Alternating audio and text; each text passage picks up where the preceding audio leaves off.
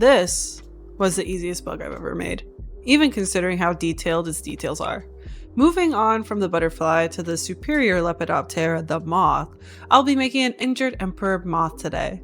No tinfoil to be found here as I simply roll out some dough, but what is new is the creation of these wing templates that I created myself in record sonic speed to ensure symmetry that would put models to shame. I really enjoyed my butterfly, but I must say the final form would have been more compelling, to me at least, if it had a more symmetrical and better schemed out structure.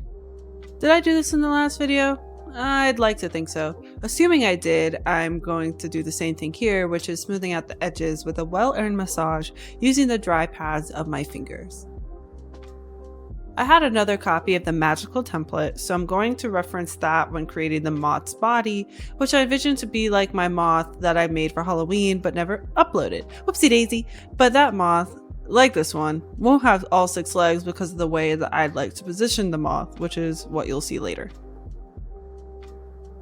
I made the head, and moth heads are actually quite small on their bodies, so the one I'm making might look too big for the moth, but don't worry because I'm going to buy a fur coat for her to put on later.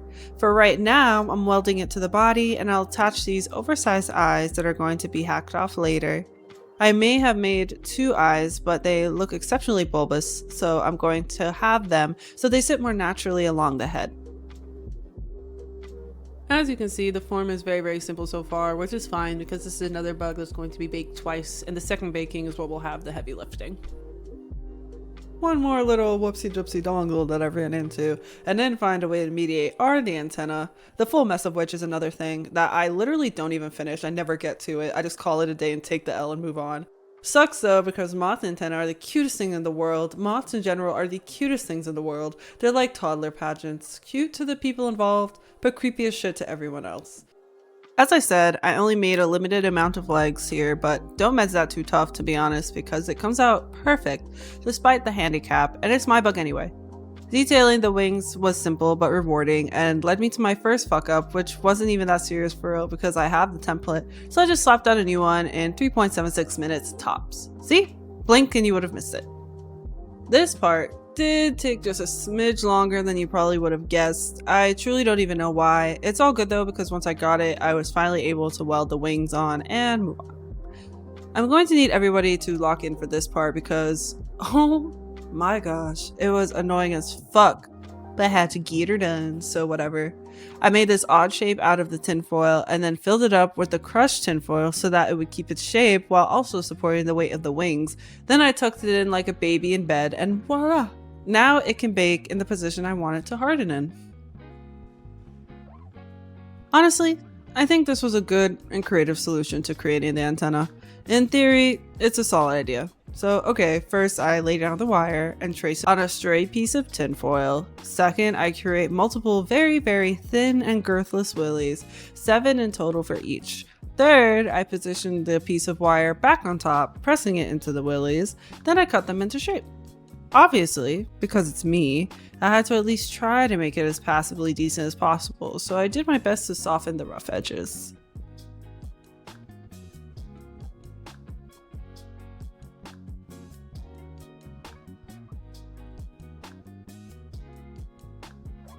Then, off to the oven. As I said, in theory it's a solid idea, but in practice it looks like straight ass. Moving on, I'm lightly sandpapering the baked moth, not so that we lose the texture that we scraped onto it earlier, but rather to brush off the little clay roly-polies that we have created during the process. Onto the fur coat that I've bought for her for being so sweet so far. Moths are delightfully fluffy from their body to their legs, which is why I'm adding this additional layer that I can then scrape up to look fluffy. This is also another reason why I find it so bizarre that butterflies are seen as superior to moths when moths are built like puppies and butterflies are built like any other insect but with unhidden wings. If I were to take a gander at the reason, it's probably because humans find it embarrassing and generally corny how moths act when a lamp is around. Not their fault, especially considering we all like a good rave, so I don't know why you guys are judging in the first place.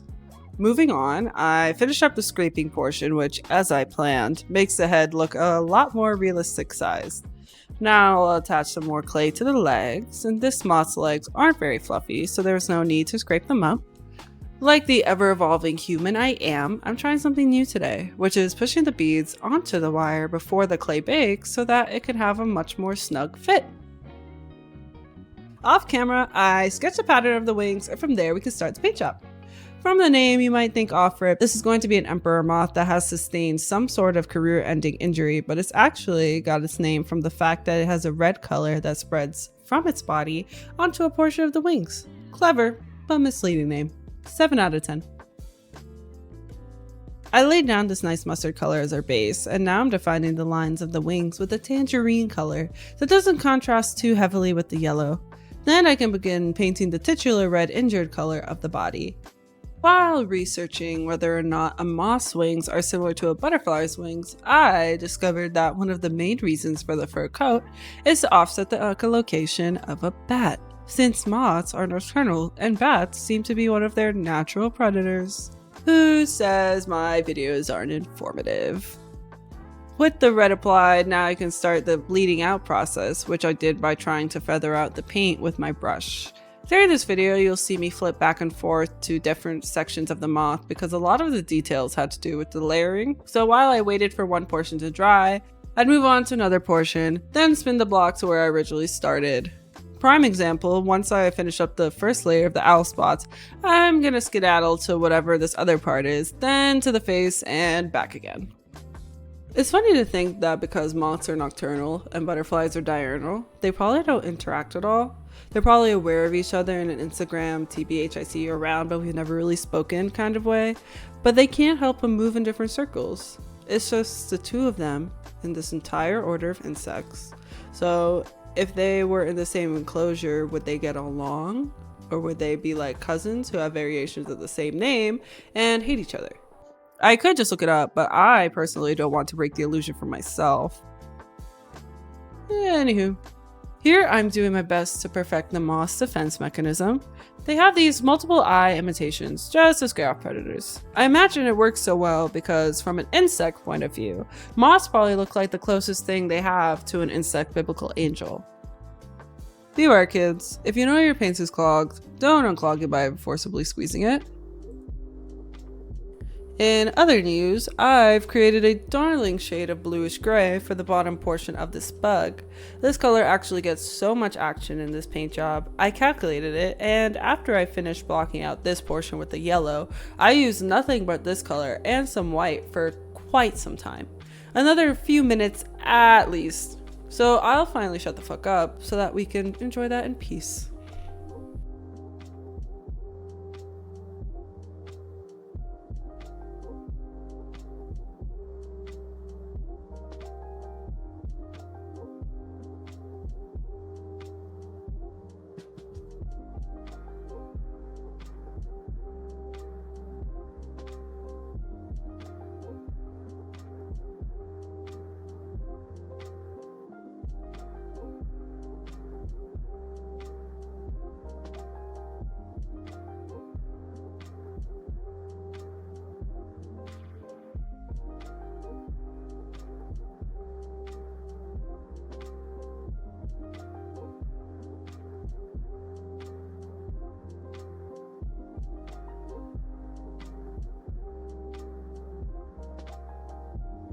I made a bit of an error, so I had to white it out and flog myself a few times in the backyard for my sins. Afterwards, I took a break from the wings while that dried to add some dark patches to the portion of the body that required it.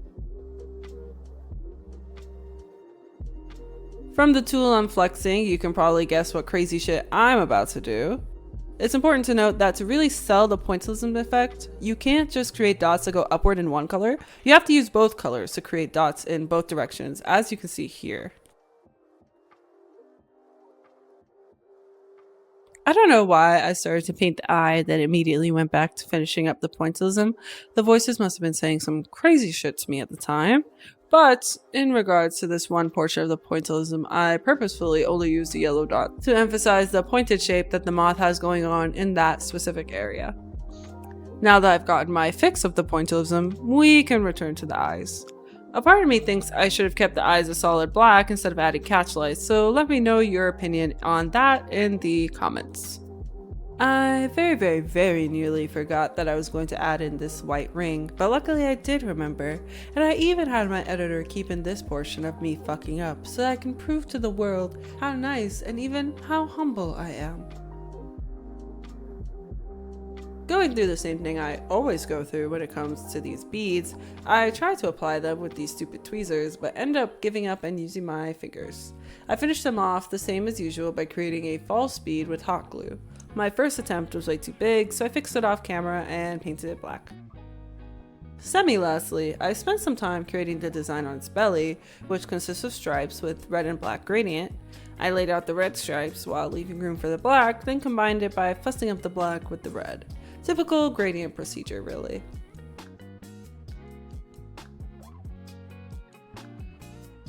Semi lastly, I add this little bit of detailing on the legs, and if you ask me, it moves very nicely into the black of the beads.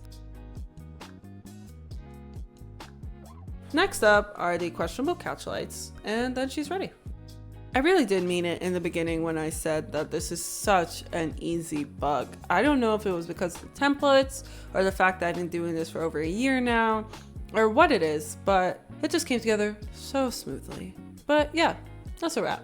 Thank you so much for getting my last video to 2K views. It seems like I have been steadily going upwards, which is phenomenal. Now I just need the sub count to go up as well, so if you made it this far, you might as well subscribe. I'd like to think if you made it to the very end of the video, you like me at least somewhat. So just tap the dinger, yeah? Press the ringer. And while you're there, you might as well comment a name for this bug as well.